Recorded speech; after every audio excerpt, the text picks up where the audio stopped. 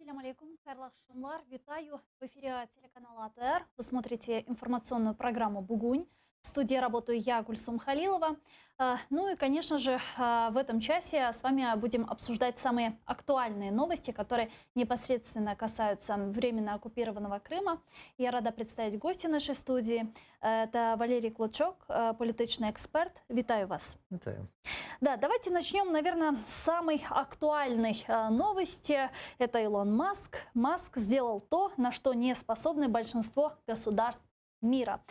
Он один победил Россию и фактически подвинул Москву с ее места на мировом рынке. Так, второй президент Украины Леонид Кучма прокомментировал запуск космического корабля компании SpaceX Илона Маска на ракете Falcon 9. Давайте послушаем его цитату. Я щиро вражений тим, чого домоглася віра та наполегливість фактично однієї людини. Це справжня людина. Але з іншого боку, мені шкода, бо того, чого досяг Ілон Маск, ще не досягла моя країна. Скажу більше, Маск, один єдиний Маск, переміг Росію. Він фактично посунув Москву з її місця на світовому ринку. Він вирішив, чого хоче, і вперто робив все, що для цього потрібно. Так має робити і наша влада, якщо хоче досягти успіху, будь-де, в тому числі і у сфері космосу. І я точно знаю, що всі шанси та можливості для цього поки що в нас залишились. Сучасні технології, наукова школа, висококласні кадри, нарешті багатоісторична традиція. Але з таким відношенням до галузі час працює не на нашу користь. Ну вот новый космический корабль позволил руководителям аэрокосмической отрасли США официально уже отказаться от сотрудничества с Роскосмосом. Вот говорит ли это о том, что настал конец существующей монополии России на пилотируемые запуски в космос?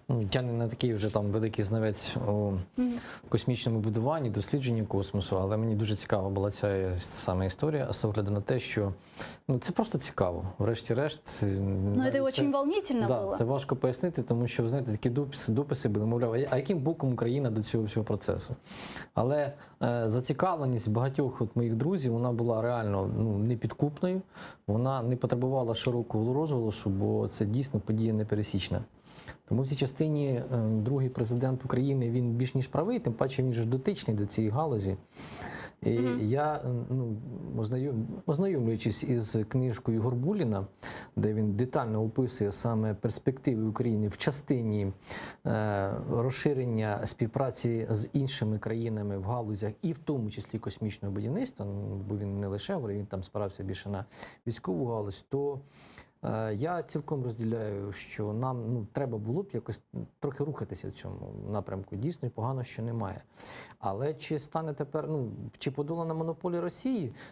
Скажімо так, вона похитнулася, мабуть, да? Тому що я не готовий вам достеменно, експертно сказати в цій частині. І те, що реакція Росії була доволі однозначна, що, мовляв, чекайте, там і запчастини навіть є. Мені трохи було, звичайно, цього смішно, але чиї б запчастини не були, навіть якщо вони там є, то дотичність Росії до такі заяви високопосадовців Російської Федерації говорять про те, що це дійсно для них до певної міри загроза. Тобто, вот этот шаг в развитии коммерческого ракетостроения, он так или иначе отразится же на России, на ее аэрокосмической отрасли все равно? Звичайно, і на економіці Сполучених Штатів Америки, на світовому порядку це відображення буде мати однозначно. Тут не можна сказати, що це пройде зовсім непомітно. Тому дійсно Ілон Маск – це історична постать, тут применшувати значення його в цій частині не можна. І дійсно, що Україні треба дивитися на це. Якщо ми це дивимося, нам це цікаво, то проблема, звичайно, фінансування. Тому що свого часу, там, спираючись також на думки знаних експертів в атомній енергетиці, коли піднімали це питання про розробку ядерної зброї в Україні, то той же Горбулін стверджує, що ми не маємо достатньо фінансового потенціалу, щоб запускати програми. У нас база є, про яку Кучма говорить, але Кучма не говорить про гроші, тому що це надвеличезні гроші. Сьогодні Україна не спроможна буде фінансово витягнути такі проекти. Можливо, за залучення там інших донорів світових. Звичайно, це треба піднімати. Погано, що в Україні цим ніхто не займається. Подождите, у нас же недавно, вы знаете, создали министерство по космосу. Ну так. Це не означає, знаєте, службовий роман, фільм, да? Хоч він там який там про Росію, все, але ми виросли на ньому. Ну, Він- чем-то же это министерство будет Да, заниматься? чимось воно має займатися, да, тому... А чем оно должно заниматься? Ну, Ну, как бы вы космосом, верите мабуть. вот в перспективу деятельности Та данного я, министерства? розумієте, в будь-яку ідею я готовий вірити. Вона, ну, реальна. От, ну, всі ж казали, Ілон Маск, він, да, сумасшедший, бо він не виконує цю свою місію. Він її виконав. Проблема в тому, хто буде займатися, хто це буде, хто за це заплатить. Зрозуміло, що держава, я от по дорозі до вас черговий раз там знову перечитував меморандум про співпрацю з МВФ, і я розумію, ну я і раніше слідкував за цифрами, які публікує Державне казначейство, я розумію, що в бюджеті грошей немає. Їх стає там все менше і менше. Але, ну, вибачте, наш бюджет країни, ну він, чесно кажучи, просто смішний в порівнянні із тими навіть програмами, які виконує Ілон Маск. Тому країни, а ми говоримо і однієї комерційної структури, приватної, і однієї особи. А в нас же ж, ну, купа людей проживає, яким треба, ну, врешті-решт виплачувати елементарні соціальні пільги. Тому на це все грошей реально не вистачає. І з цього, як на мене, треба було проблему починати. Ні, звісно, що не можна там говорити, от Міністерство космосу це погано. Це добре, ну, хай буде, я не заперечую.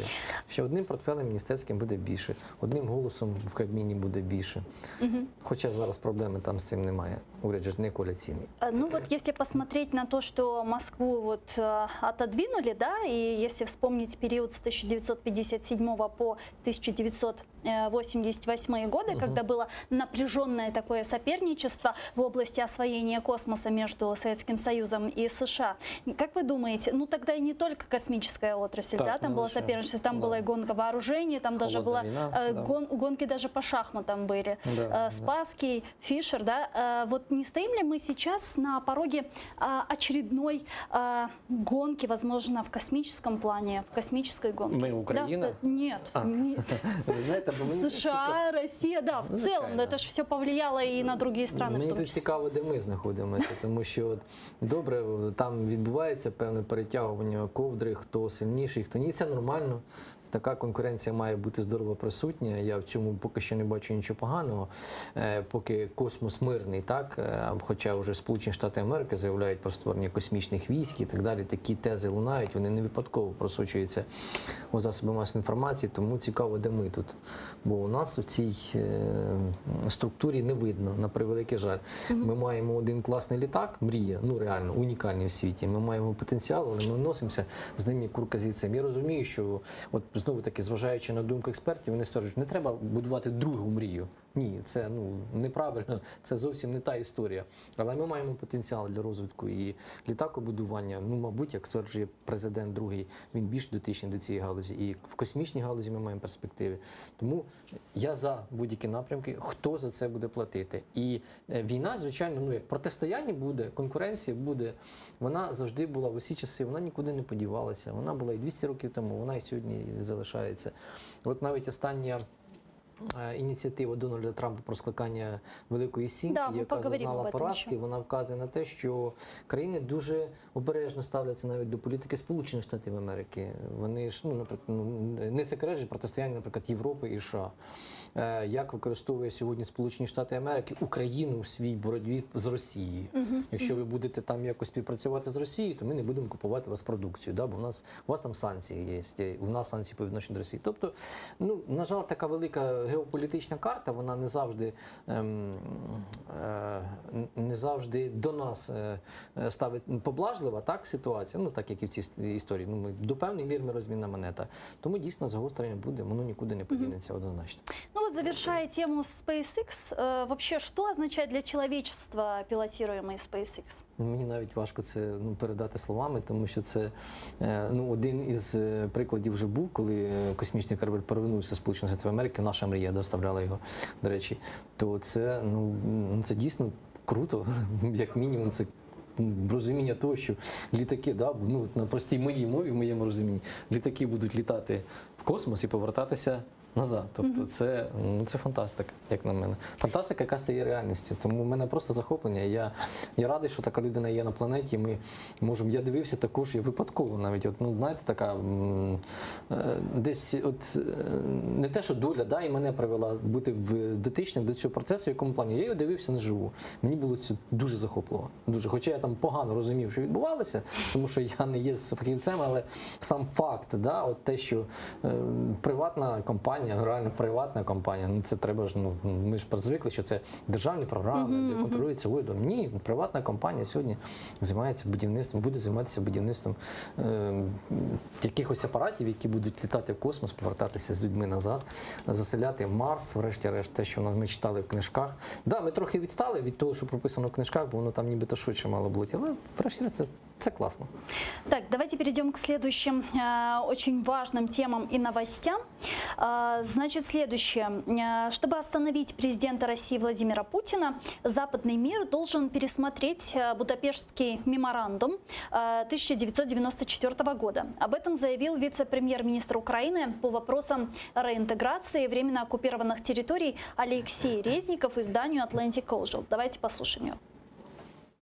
Україна знову захищає себе від російської агресії з 2014 року. Нездатність міжнародного співтовариства зупинити Путіна щодо України призвела до ескалації гібридних військових дій Росії проти всього західного світу. Настав час переглянути Будапештський меморандум 1994 року, щоб покласти край конфронтації і прокласти шлях до стійкого миру. Спочатку консультації повинні проходити без участі Росії, оскільки Москва відмовилась від свого статусу гаранта на користь того, щоб стати окупаційною силою. Однак формат Будапешта згодом надасть можливості для нової взаємодії з Кремлем.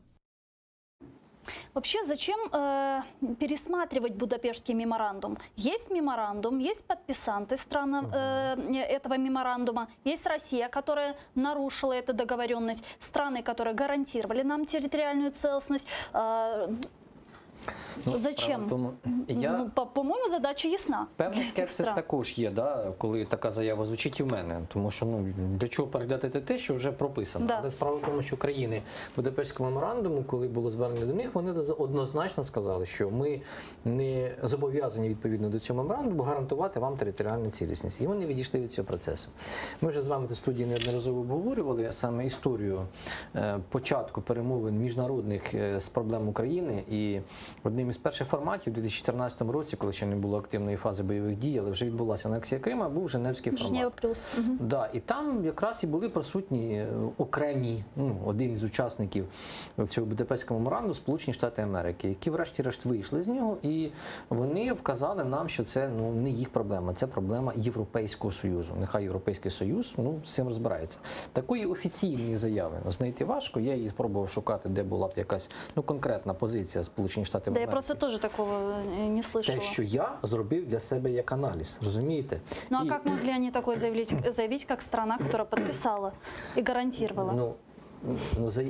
Вихід їх із Женевського формату я розцінюю як посил про те, що тоді Джон Керрі чітко вказав Європейському Союзі, це проблема Європейського Союзу, Україна, ви з цим розбираєтесь. І навіть сьогоднішні дії Сполучених Штатів Америки мені на це вказують. Вони не збираються займатися нашою проблемою. В них є своя проблема. Китай, сьогоднішні демонстрації, протести по всій території Сполучених Штатів Америки і так далі. Коронавірус, решті-решт. Вони займаються своєю проблематикою, і Дональд Трамп в цій частині чітко артикулює свою позицію, вона однозначно зрозуміла для мене. Тому відновлення Будапештського меморандуму може бути як один із кроків, тому що я завжди був схильний до того, в цій частині я поділяю позицію Олексія Резнікова, хоча в деяких частинах можу виказати зауваження до його пропозиції, але врешті-решт саме зміна порядку денного, вона провокуватиме і зміну умов, за якими, можливо, можуть взагалі домовлятися сьогодні сторони, які воюють, Україна, Росія. Тому що потроху, але ж таки все-таки Україні вдається довести позицію того, що у тристоронній контактній групі бойовики представлені Росією. Тобто, фактично, ми ведемо перемовини з стороною конфлікту якою? Не з ОРДЛО, а з Росією, яка з нами воює. Хоча, звичайно, це ще не формалізовано, але вже читається між рядками, і це дуже добре. І так само я розумію, чесно кажучи, безперспективність Будапештського меморандуму, навіть зміна його формату, вона ні до чого не приведе. Але це вже теза про те, що мінські угоди не працюють. Їх виконати неможливо. Це розуміли і Петро Порошенко, це вже розуміє, мені видається, Зеленський, і, по крайній мірі, Резніков це чудово розуміє. Я так думаю. Принаймні, я так думаю, якщо така заява прозвучала, то це добре. Да, про Минск мы поговорим чуть позже и более подробно. Так, да, я перепрошую. Що це означає? Якщо він говорить, що без Росії будуть вестися ці переговори, згадайте нашу з вами бесіду неодноразово. Я говорю, що без Росії треба вирішувати питання України в ООН. Так само. Всі ж розуміють, Росія не піде нам на поступки. Тому світ має змінити своє відношення до проблеми України. Ми, звісно, що в військовий спосіб, воєнний спосіб не вирішимо цей конфлікт. Всі ж це розуміють і країни світу. Але світові зручно, знаєте, чекати, коли щось може розсосеться. А от зміна саме порядку денного, вона дає нам можливості ставити питання про припинення війни в Україні в якомусь іншому форматі. Ну вот, возвращаясь к Будапештскому меморандуму, как вы думаете, если бы этот документ был бы ратифицирован в парламентах тех стран, которые его подписали, он также был бы бесперспективным? Я не бачу прямої залежності. Тому що рішення ухвалюється керівниками країн фактично. А тут має бути воля. Просто так получается, что вот Будапештский меморандум, страны, которые ее подписали, это просто Филькина грамота. То есть Отто фон Бисмарк, который говорил, что документ, подписанный США, с Россией, не стоит ни гроша. И мы просто поверили в эту бумажку, получается. Однозначно. Тому Неужели мы настолько были наивными? Можливо, час тоді так вимагав, що треба було підписувати. Знову ж таки, знаєте, я не люблю говорити в минулому часі от аби да каби. Так сталося, тому треба виходити з реалій, які є сьогодні, вирішити проблему для нас з вами, щоб наші діти, врешті-решт, якось жили нормальніше.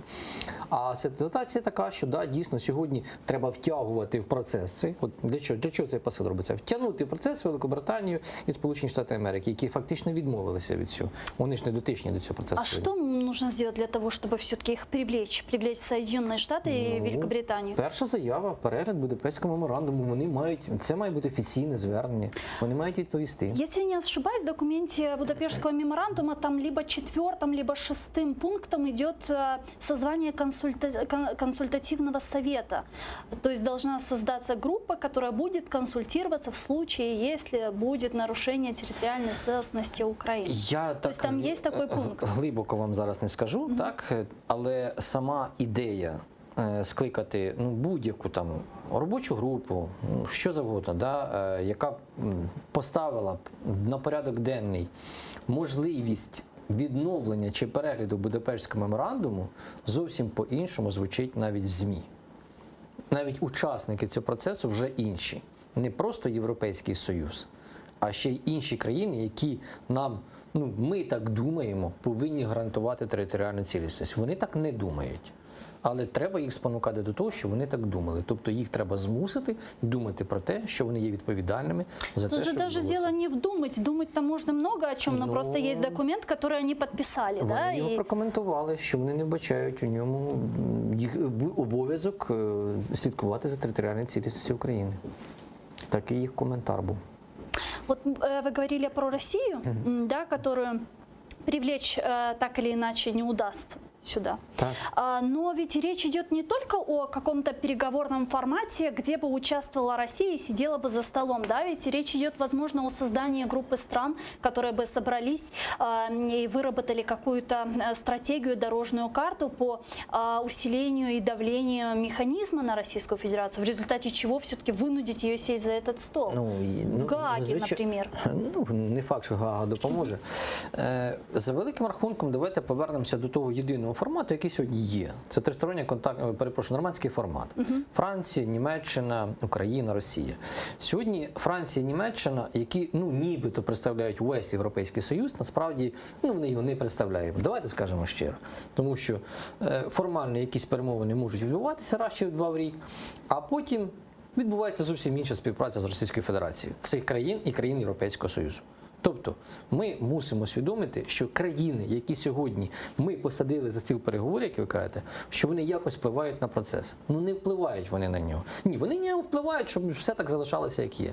Щиро, вони так роблять. Тому залучення інших учасників Але добре, що мова йде не про розширення нормандського формату. Дійсно. Бо ця ідея, коли була, я говорив, це абсурдна ідея. Якщо 4 не домовилися між собою, то 6 у цій же компанії точно не домовляться. Але якщо це буде інше зовсім, інші політичні гравці, які по-іншому можуть відноситися до Росії, я поки що не говорю як, але по-іншому, ніж було, ніж нормандський формат. Це може якось змінити взагалі хід думок Росії. Напрацювати ту дорожню карту. Справа в тому, що дорожню карту по Мінським угодам ми ж також чекаємо. Вона типу є, але я особисто, якщо називати те, що було прописано останні рази в Мінську дорожньою картою, добре. Петро Порошенко нам дуже довго обіцяв, тепер Зеленський дуже довго обіцяє. І, врешті-решт, оця заява означає, що з Мінськими угодами толку не буде. Оця заява для мене означає, що це от такий посил. Плюс нормандский формат, вы сказали, но ведь нормандский формат – это же не вся территориальная целостность Украины, только Донбасс. Там про Крим річ не йде.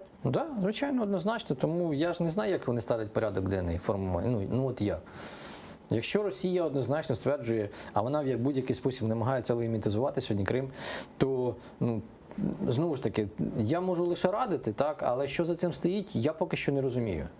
Я лише розумію, що є якась ідея, є якийсь план Б, який спрацює чи не спрацює. Чому він полягає, мені важко зараз коментувати. Вы знаете, что глава Министерства иностранных дел Украины Дмитрий Кулеба вместе с украинскими чиновниками посетит с официальным визитом ФРГ, где обсудят ряд вопросов, в частности, проблему деоккупации Крыма и выполнения декабрьских договоренностей в нормандском формате. Об этом сообщает пресс-служба Министерства иностранных дел Украины. Давайте послушаем цитату. У ході візиту сторони обговорять низку важливих аспектів двосторонньої співпраці, безпекову та гуманітарну ситуацію на сході України, виконання домовленостей грудневого саміту нормандського формату на рівні глав держав та урядів, ініціативи щодо деокупації Криму, а також шляхи подальшої координації зусиль з подолання наслідків пандемії COVID-19. За результатами перемовин міністрів закордонних справ України та Федеративної Республіки Німеччини запланована їхня спільна прес-конференція о 13:00 2 червня. И, кстати, вице-премьер-министр Украины по вопросам реинтеграции временно оккупированных территорий Алексей Резников также поедет вместе с Ермаком и Кулебой в Германию. Він зараз фактично старший в цій групі. По приводу Зеленський чітко сказав, Кучма трохи стомився. Тому Резніков там є відповідальний, я перепрошую. Вообще, с чего я хотела начать? Почему мы вторые? Вы знаете, что сначала ездил туда Дмитрий Козак с российской стороны, да? А теперь едем как бы мы. Вообще, для начала возмутительно то, что все равно без нас обсуждают судьбу нашей страны, Украину, Донбасс и так далее. И туда едет представитель России в Германию. Что-то там они про нас говорят, а нас там нет. И потом, более того, те приїжджають, уїжджають, і вторими їдемо ми. Я перепрошую, що скажу прямо, не ми граємо, нас грають. Я перепрошую, що я так говорю, бо дійсно, не ми вирішуємо проблему України. За нас вирішують і нам показують, як це може бути. Звичайно, нас запитають, а ви погодитесь чи ні? Тому що розуміють ризики, я ж адекватно оцінюю мудрість політичну пані Меркель. Реально. Вона дуже досвідчений політик. Вона пості заяви не робить. Вона дуже рідко робить, до речі, заяви. Вона така дуже стримана публічно. І це вказує на її мудрість. А рішення вона ухвалює правильні в інтересах своєї країни, а не в інтересах України. Поэтому у меня возникает вопрос. Не сложится ли так, что украинской стороне в Германии, Германия сейчас навяжет те идеи, с которыми которые она уже обсудила с российской стороны? Спробують нав'язати. Что это может быть? Виконання Мінських угод. Більше нічого це не може бути. Це проведення виборів, без контролю кордону, за Крим мова не йде, в Мінську їх і немає. Тому це може бути таке. Для Європи це зручний інструмент.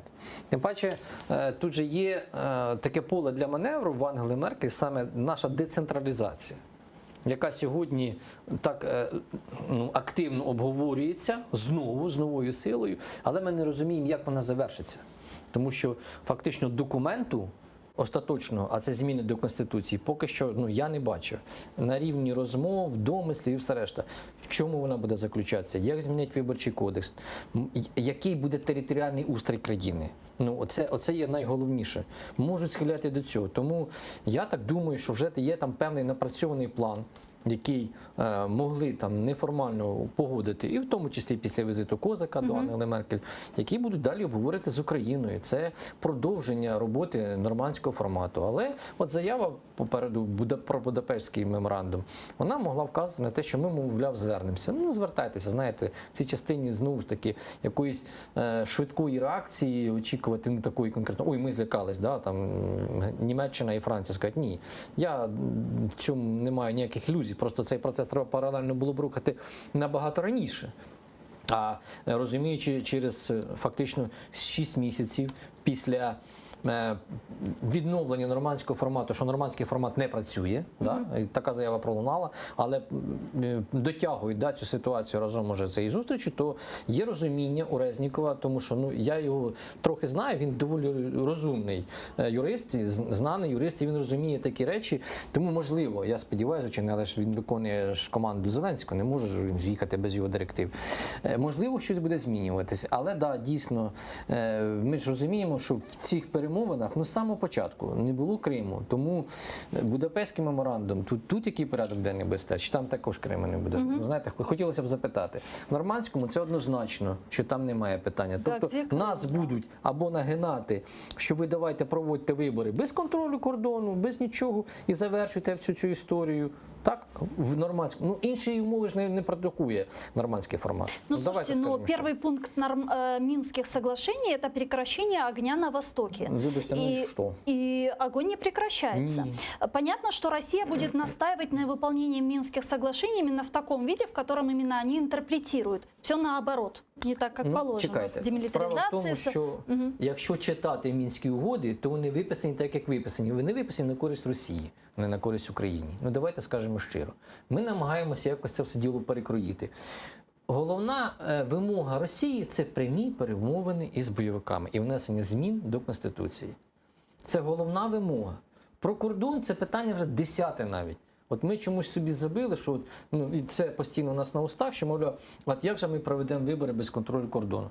Я вас прошу, якщо сьогодні підіймається питання про економічну юрисдикцію території ОРДЛО під податкову систему України, якщо це питання піднімається, без фактично відновлення контролю за цими територіями, то що це означає?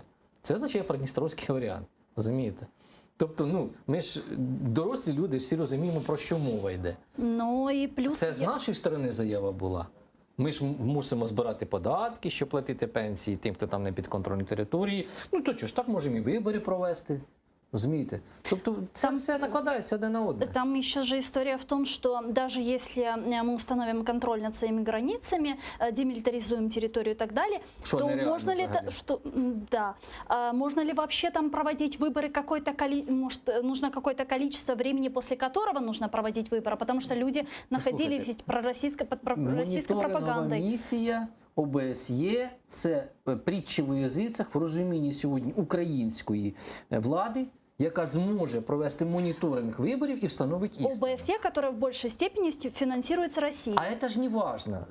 Не важно? Ні, ну чекайте. Це ми з вами тут можемо говорити, що це важно. А для світу це буде ось, дивіться, документ є, підписано. Вони сказали, вибори чесні. І влада легітимізована. Але підконтрольна Росії. Отже, до чого цей сценарій йде. То есть в Раду потом попадет плюс еще несколько кандидатов к ОПЗЖ. Ну, звичайно. Не обов'язково ОПЗЖ. Ну, понятно, це може бути позафракційні. Єдиномишленники. Да, ну, вже ж у нас, вибачте, пропорційна система. Поки що 450 депутатів, так? Але від якихось партій потраплять. Тому це може бути якась нова партія, яку там не пов'язано. Механізмів чимало. Головне ж завдання стоїть у Росії – легітимізація юрисдикції цих територій, але залишити їх під своїм контролем. Все. Конфедерація. Ну, хай буде і так. Як його назвати, це не стільки важливо. І вони не відійдуть від цього плану. Тому те, що з'являється така заява про Будапештський меморандум, я лише вітаю. Тому що це є десь певне, я так сподіваюся, що є певне розуміння, до чого це веде. Ну окей, Минск не действует.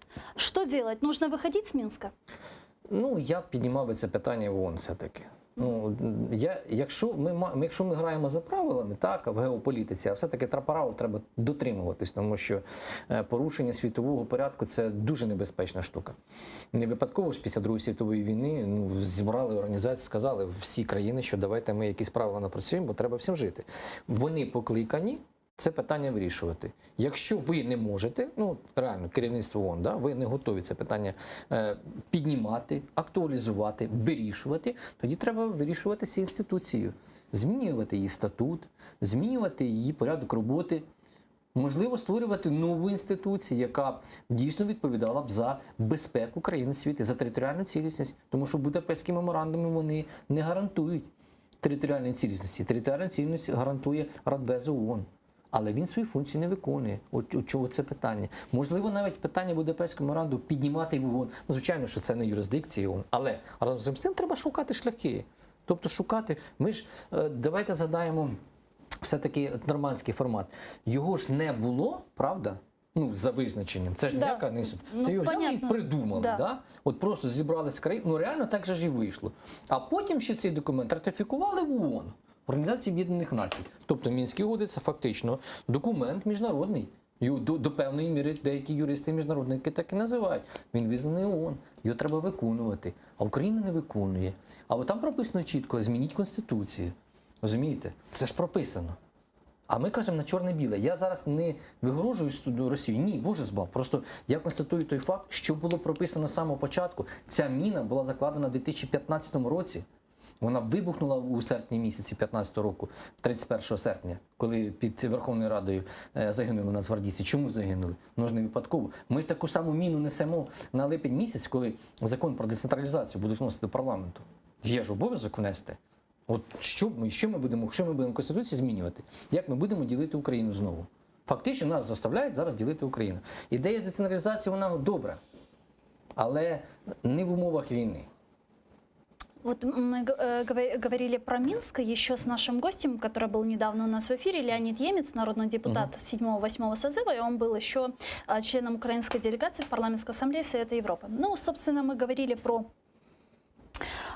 Минские соглашения, про их эффективность или неэффективность. И он мне сказал такую вещь. Он сказал, что на самом деле Минские соглашения нужны для того, чтобы показать мировому сообществу, что они не действуют, что огонь на востоке Украины не прекращается, а именно не прекращается со стороны России, что она продолжает стрелять, и они нужны нам для того, чтобы усиливать санкционный режим в отношении Российской Федерации со стороны западных держав. И недавно было заявление Ангелы Меркель, вы, наверное, слышали, где она сказала, что санкционный режим будет сохраняться против Российской Федерации, пока Минск не будет выполнен.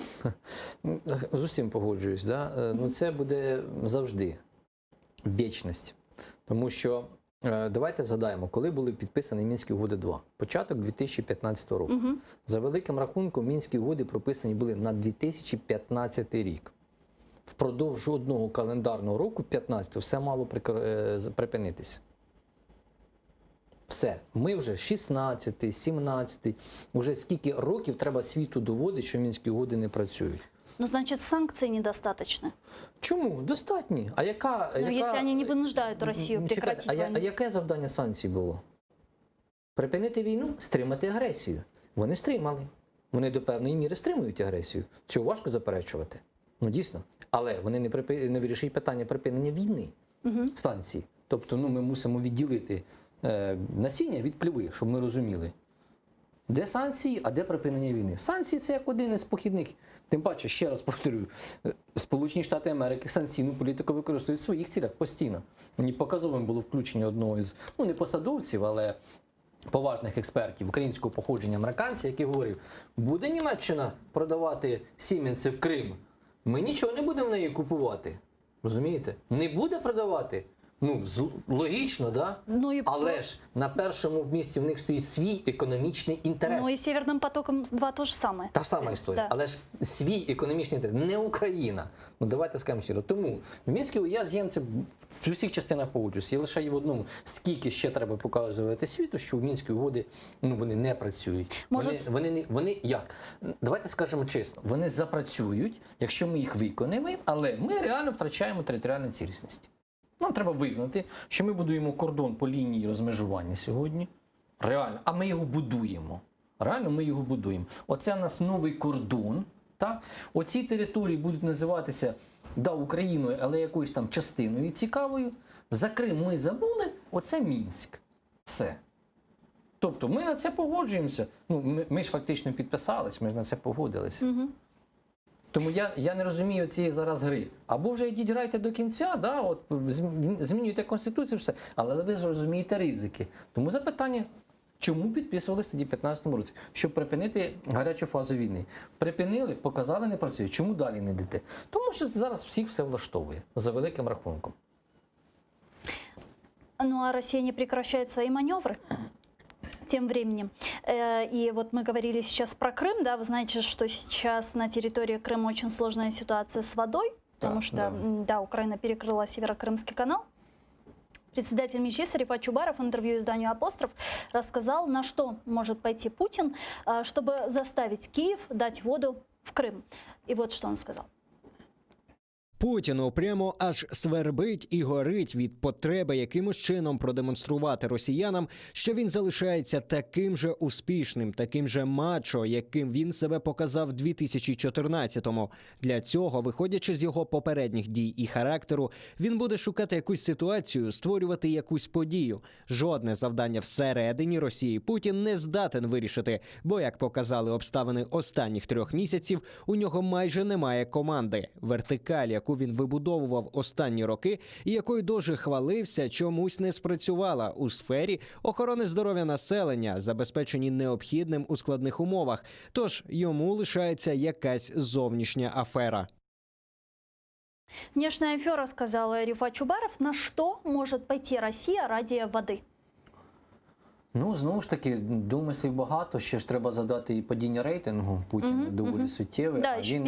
Да, А він, як правило, в таких ситуаціях діє назовні. Дійсно, тут пан Чубаров абсолютно правий, коли можна очікувати будь-що, але, ви знаєте, мені так здається, що в нього є і певна пересторога, бо одна справа це коли, ну, от навіть я в 2014 році собі допустити не міг, що в принципі ми можемо воювати з Росією. Ну, от, як? Це важко вкладалося в логіку, хоча, звичайно, прецедент був, це Грузія, 2008 рік, коли Росія вторглася туди. Але все-таки важко в це вірили. Сьогодні, коли кажуть, що Путін нападе, він напав, да? Вже нема чого чекати. Тому загострення можливе, я цього не виключаю абсолютно. Но Херсонская область может оказаться под угрозой? А так і не лише Херсонська, і Миколаївська, Запорізька і Одеська області. Цей план нікуди не подівався, тому він, якби Путін не виношував його, то вже Донецьк розграбили, вивезли все, що можна було за великим рахунком. Людей вже обідрали до нитки, тепер можна віддавати ці території, мучитись, Україна з ними скільки захочете. Ну от реально. Уже все опустили економічно, фінансово. Виявіть, зараз нам до цього всього стану, от ми беремо під свій контроль зараз і території окуповані. Ми ж розуміємо, що це фінансово просто тягар страшенний. Звісно, що ми це будемо робити, будемо забирати. Але ж навіть і цього Путін, да, йому замало. Тому в мене чітко в логіці є те, що да, він може піти на це. Тому кордон, от не випадково Гриценко буквально днями опублікував свій пост, і він, власне, говорив про це. Чому я на нього посилаюсь? Тому що до цього часу, одного часу був дотичний до перемовин, саме як припинити війну в Україні. І така от його позиція. Можна по-різному там і схвалювати, не схвалювати. Говорить, будуйте фортифікаційні споруди фактично по лінії розмежування, це наш новий кордон. Це варіант, до якого ми рухаємося.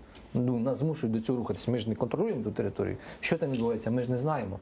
Наскільки вона мілітаризована і воєнізована, ми не знаємо. По Криму, наприклад, ми лише посилаємося на думки, які ми там знаємо. Да, ми ж розуміємо, що півострів абсолютно це військова база. Конечно, там военная база, и плюс они ж на юге Украины размещают зенитно-ракетные комплексы, ПВО, и огромное количество вооружений завезено, по крайней мере, как говорит Минобороны РФ. Тому очікувати можна на будь-яку область, да, атаки. Це реально можна. І треба до цього бути готовим однозначно. І в цій частині, як вчинить Путін, я вам скажу чесно, мені прогнозувати дуже складно. Тому що це людина, як на мене, не передбачувана в своїх діях. Ну, вы знаете, вот у нас в Украине очень много интересных телеграм-каналов. Ну да, я їх так бачив, але читати не доводиться. Да, я вам сейчас дуже процитирую. багато часу забирає. Я вам сейчас процитирую вот относительно воды. Один из телеграм-каналов пишет: наш источник из офиса президента сообщает, что ВП в ОП есть огромное количество экспертов, которые поддерживают мнение, что воду в Крым надо пускать, но сделать это как гуманитарный шаг от Украины в отношении своих граждан, живущих на временно оккупированной территории. Если такие люди, такие эксперты в ОП есть, удастся ли им убедить президента вот в этой гуманитарной катастрофе, что в Крим нужно подавати воду? Я думаю, що він готовий вже це зробити. Ну, мені так складається враження. Тим паче, я також пропонував один із юридичних способів подачі води в Крим. Можна це зробити. Ми ж подавали свого часу електроенергію в ОРДЛО. Грошей ми за це так і не отримали. І сьогодні цей борг реструктуризуємо, який сягає понад 5 мільярдів. Там величезна сума. Тому і з водою можна вирішити це питання в юридичний спосіб, не легітимізуючи в такий спосіб Крим як територію Росії. Ну а как? Там же в документе все равно должно быть как-то прописано Крым, Ні, так Украина, підпишіть Украина, договір. Россия, что? Ні, підпишіть договір із Автономною Республікою Крим, Міністерством Автономної Республіки Крим. Воно ж нікуди не подів. Воно ж в Конституції прописаний Крим. Які проблеми? Має бути лише у нас... Ну, слушайте, понятно, что для Путина это политический шаг. Ну, И звичайно. понятно, Так что они захотят там прописать. Продемонструємо всьому світу договір про те, що в нас є договір на постачання із владою Криму українською, тільки влади української Криму немає. От в чому проблема. Ми ж забуваємо весь час, що вона має бути. Такое было в 2015 году с электричеством. Помните, когда Памятаю. Украина выставила ультиматум перед Россией и сказала, будем давать, если будет в документе прописано Украина-Крым.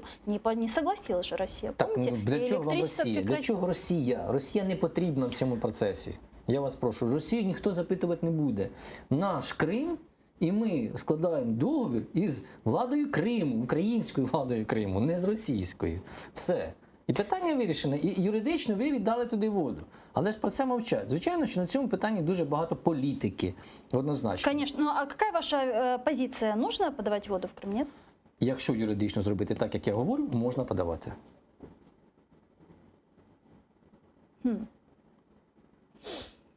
Ну а как же использование темы воды как инструмента давления на Россию? А хорошо, скажіть, будь ласка, ми за 5 років наскільки додавили Росію, от перекривши Крим?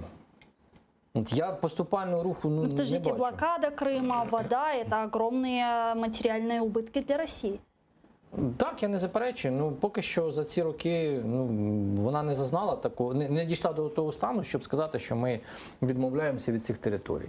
Но это же долгосрочная розумію. история. Так, да, я розумію. Просто треба тоді людям сказати, що дивіться, ми починаємо морити голодом ці території.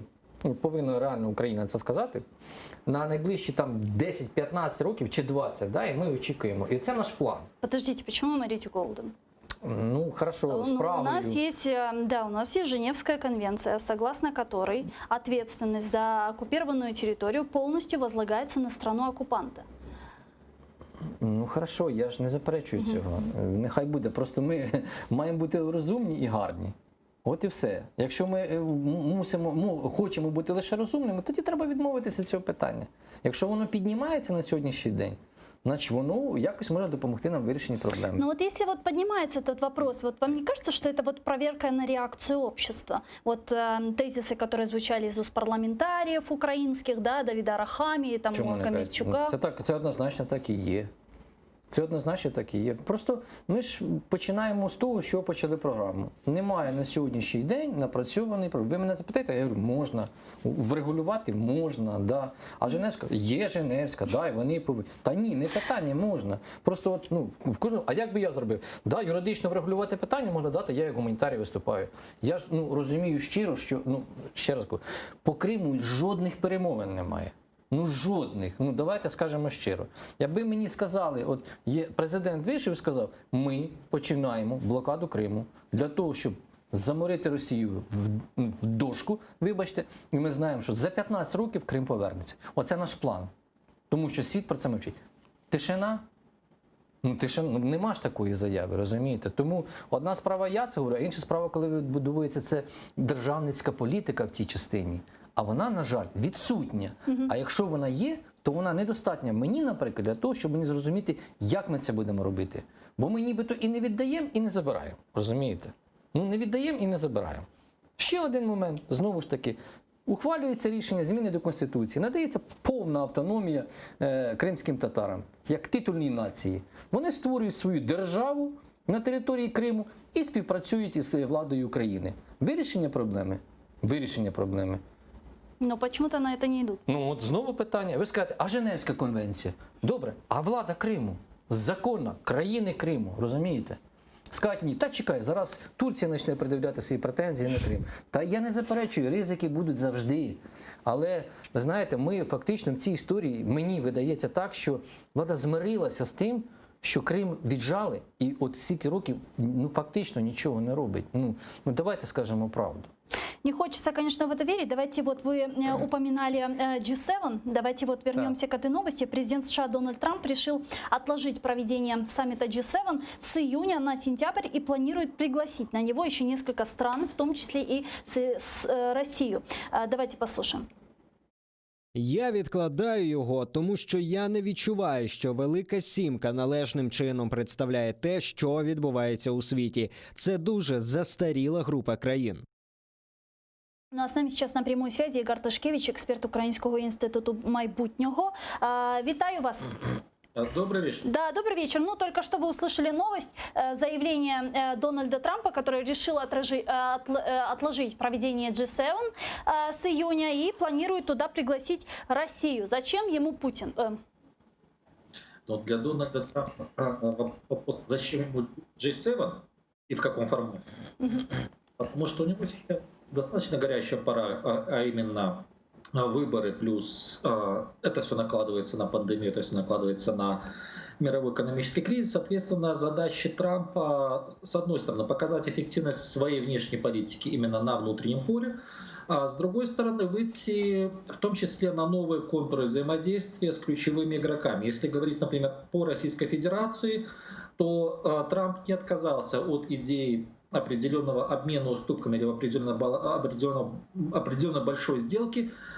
Только в случае с Российской Федерацией он хочет расширить формат, например, если по ядерному оружию, если по вооружениям, он хочет тянуть туда Китай, он хочет максимально, в том числе, переложить на Китай вопросы участия в обеспечении мирового порядка, если можно так сказать, потому что Китай де-факто является супердержавой, но с точки зрения участия в международных процессах, а именно миротворческих, обеспечения порядка, Китай от этого уклонялся до последнего.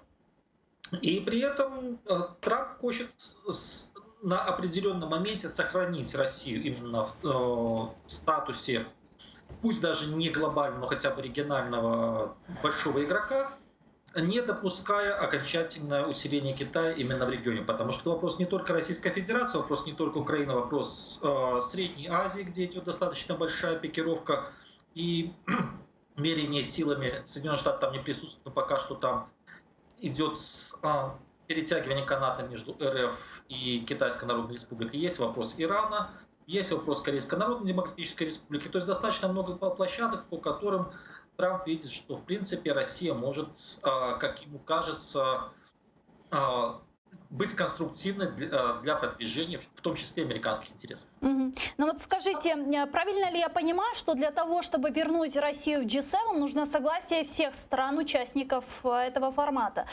Какие страны могут выступить лоббистами возвращения России еще, а какие все же будут против?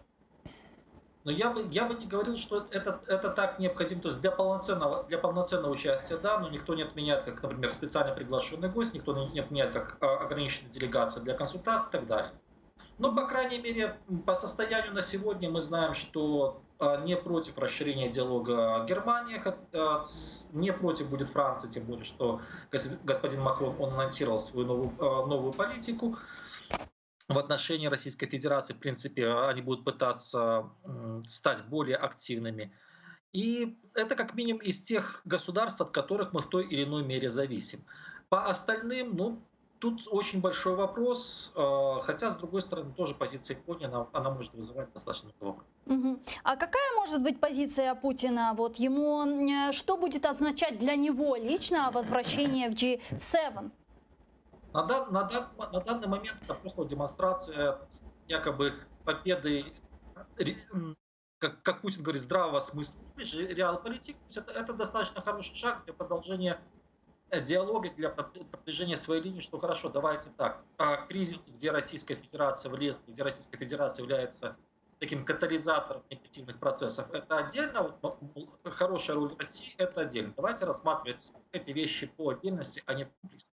То есть это старая часть российской политики. И второе, на что Путин может давить, это по ключевым площадкам, к которым относится, например, Украина, частично относится Ливия. Это просто продвижение именно своих форматов урегулирования и попытка говорить об интересах других государств с точки зрения Российской Федерации более слабых, без участия этих самых государств. Мгм. То есть, Ну, как бы, сильные ребята поговорили, порешали. но все же можно ли это расценивать, вот если все же решаться Россию вернуть в G7, как путь к отмене санкций? Но путь это лишь часть пути по отмену санкций, потому что вопрос G7 это далеко не главный в этой вещи. Тут вопрос как раз таки, есть несколько этапов. С одной стороны, первый это определенное разрушение консенсуса по продлению санкций внутри Европейского Союза, поскольку напомню, что санкционные пакеты они продляются только тогда и только тогда, когда все государства-участники с этим соглашаются. Второе – это постепенная работа на американском направлении по выходу отдельных компаний из-под санкций. И как раз таки американское направление для Путина более важное. Оно напрямую не связано с Украиной, потому что напомню, что на сегодня уже 18 санкционных пакетов в отношении Российской Федерации, Мгм.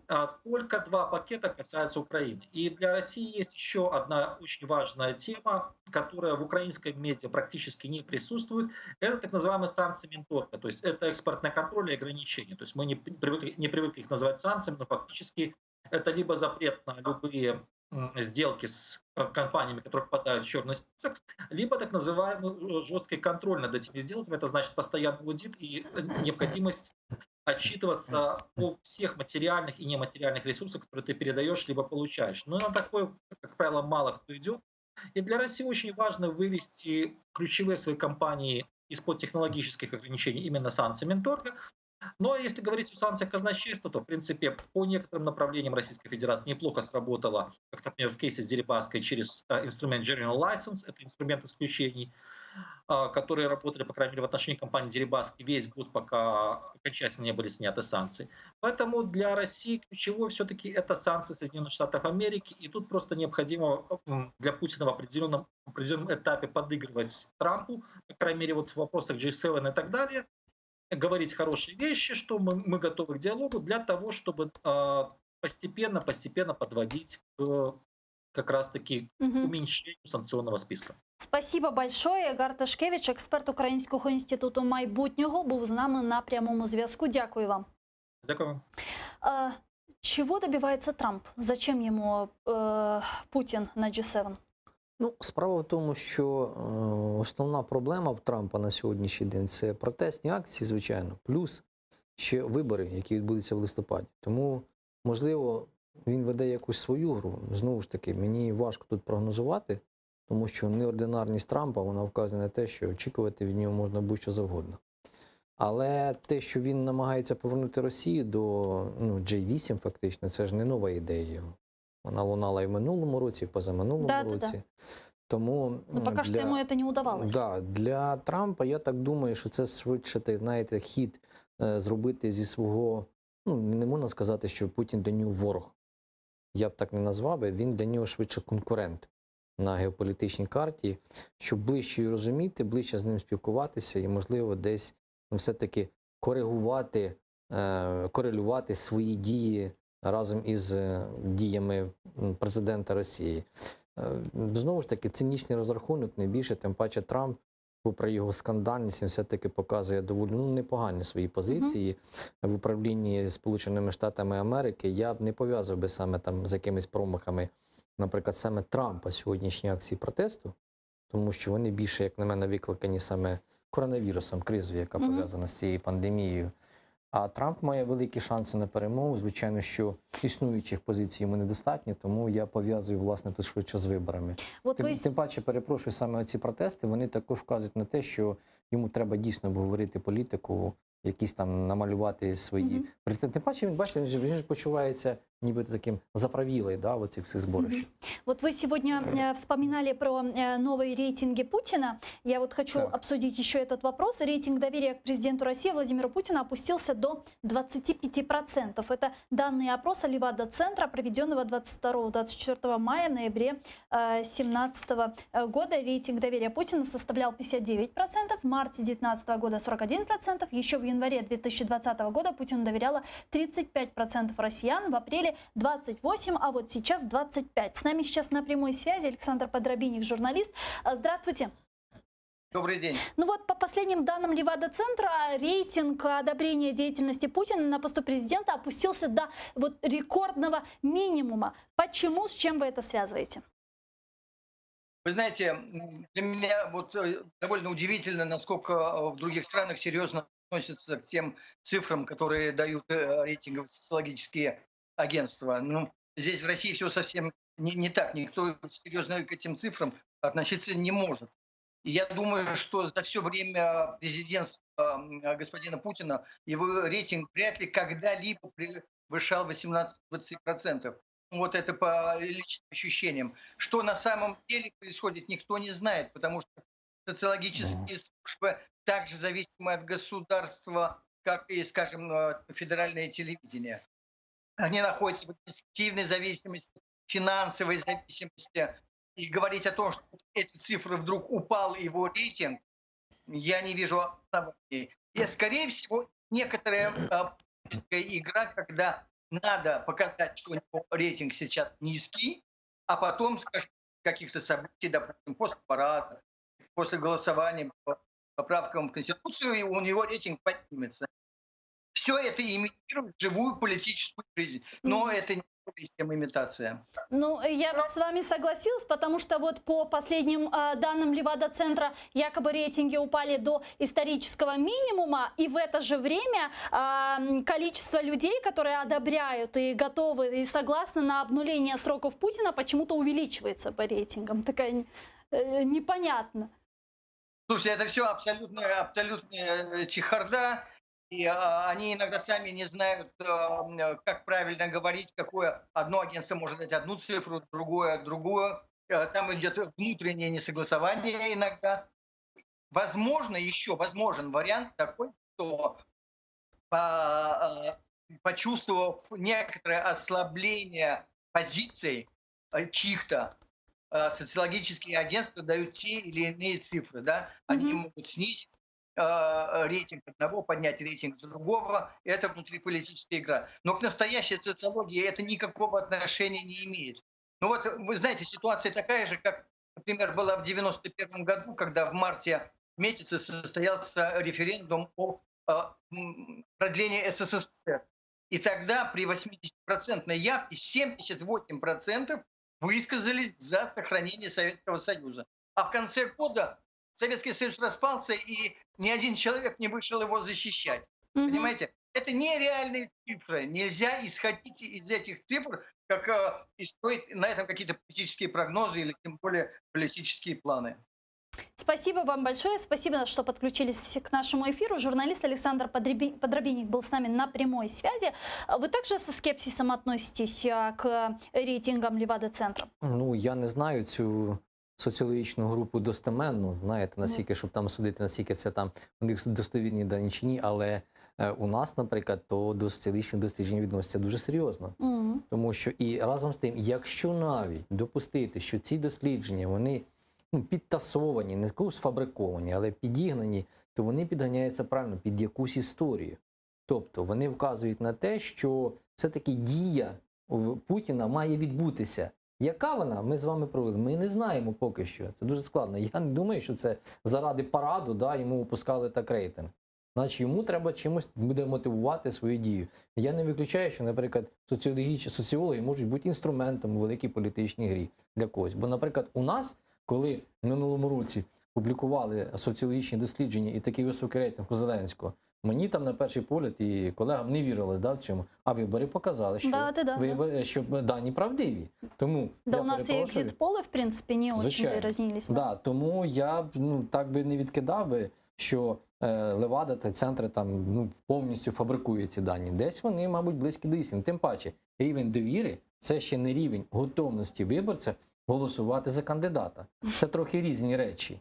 Навіть при низькому рівні довіри, при наявності слабких кандидатів, виборець може робити вибір на користь того, кому він типу і не довіряє. Дуже дякую. І вам дякую. Дякую. Валерій Клочок, політичний експерт, був гостем нашей студии. Сагулнес, мы не прощаемся. Эфир телеканала АТР продолжается. Смотрите самые актуальные новости сейчас в Коршкенче.